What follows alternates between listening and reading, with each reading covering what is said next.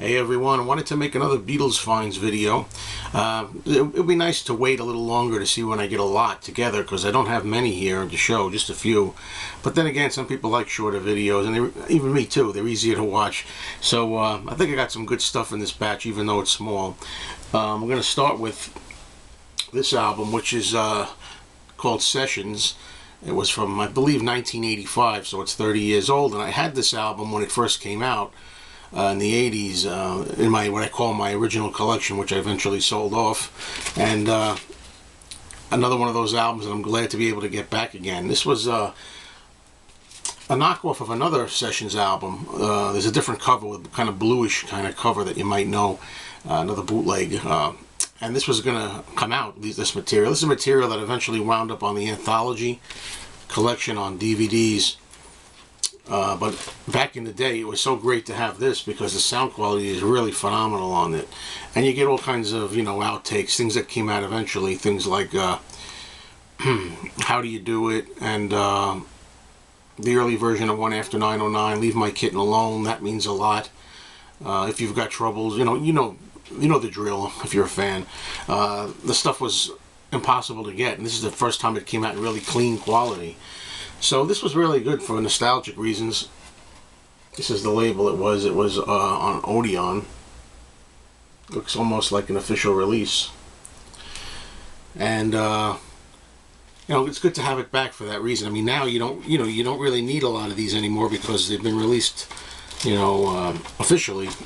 But I'm a collector of the pieces here, so I like to have the actual physical records. Okay, here's another one, likewise, that I had been looking for a while. It's the Beatles in Italy album, and there were two covers for this one. I believe this is the first pressing. The back of this cover here, I mean, this is not a live album, by the way. People always get that mixed up. Just because it says Beatles in Italy, it's not a live album in any way.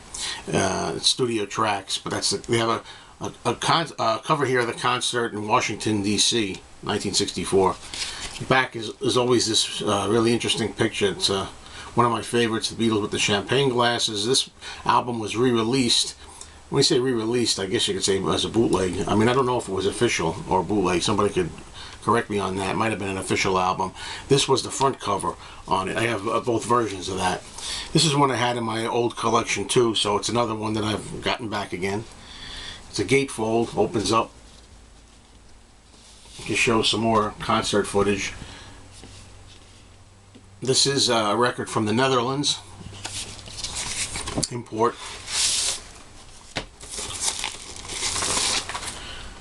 It's got like a sort of off-whitish, off-yellowish EMI label.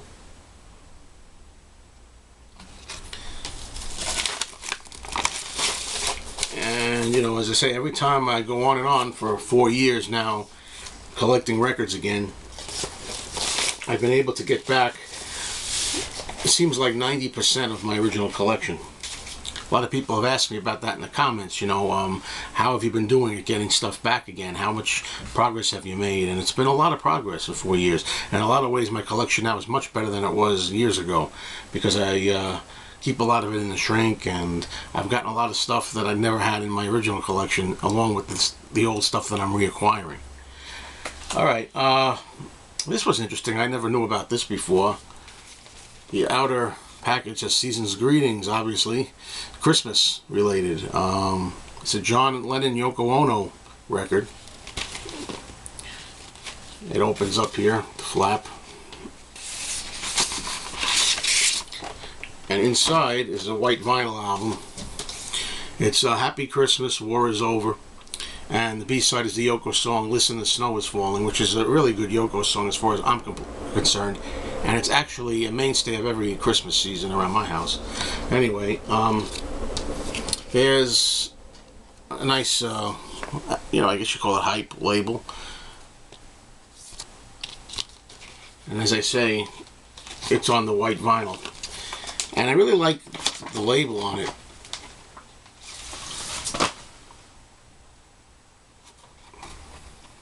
It's got the silver, the label of the faces changing, John and Yoko faces.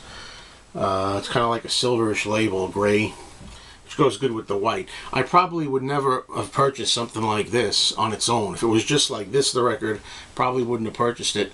But the fact that it had all this other stuff with it, the actual envelope, and you know, the hype information here, drawing, that's what really sold it to me. So that's why I picked it up. Alright, already we're down to the last item for this video. And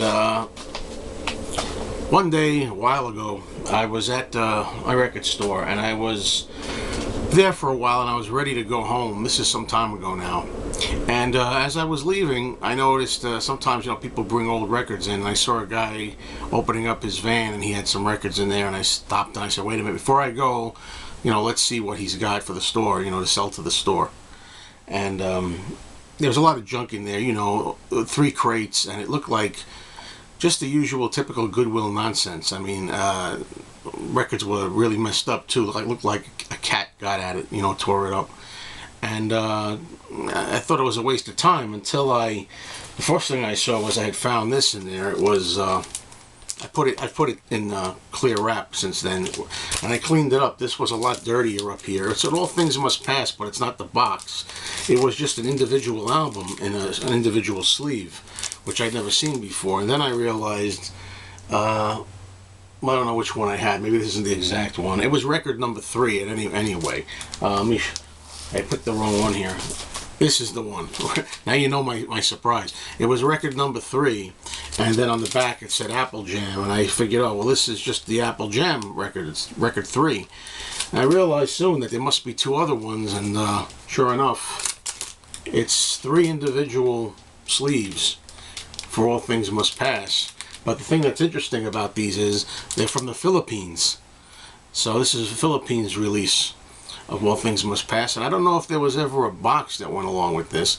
I remember when I talked to my guy at the record store, he was looking up the information to see what the price would be to charge for these after he bought them. And he said, you know, all he sees on the internet are like 1 album. Everybody's got like 1 of the volumes. Nobody's got all 3. It's hard to get all 3 together. So I feel fortunate that I got all 3. I'll pull out the record. As I said, I cleaned up all the covers. Now the cardboard here is very sturdy, which is good. And the record too is very heavy vinyl. It almost feels like 180 gram. I don't know if it is or not, but it's very heavy. And you know, it's got the kind of different type of Apple label from the Philippines. Anyway, that was exciting to find because I'd never heard of that. And of course, had I left the store that day in the past, had I left 5 minutes earlier, I would have missed this guy that came in to sell his records. And who knows where this would have wound up. I mean, somebody might have bought this already, or you know, the guy who runs my record store, you know, even though, you know, he's a cool guy and everything, and he helps me out find a lot of good Beatles stuff, there's times where, you know, he just takes stuff that comes in and puts it in the back room, and you know, unless you're there when it comes in, you never know it's even back there, unless he decides to tell you or put it out for pricing and you happen to be in the store that day to get it. Anyway, that's my story for this video. Thanks for watching, everybody. Take care.